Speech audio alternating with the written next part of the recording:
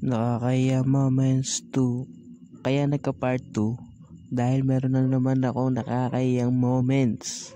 Kaya hayaan mo ako na ikwento to sa'yo. Bagong pangyayari lang to.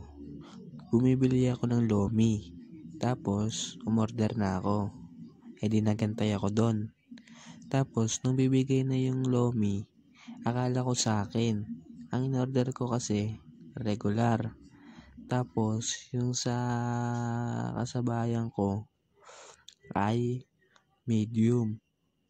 Kaya nung binigay na, akala ko sa akin, hinatak-hatak ko pa yung plastic.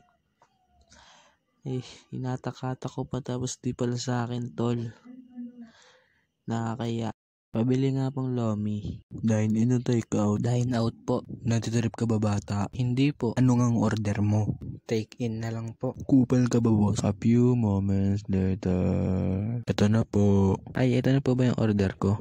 Hindi po, doon po yan sa kabila. Ay, kuya, akin po yan. So, yun lang. Hanggang dito na lang tayo mga pal. Akala ko kasi sa akin Nagkaroon tuloy na part 2 itong nakakaya moments.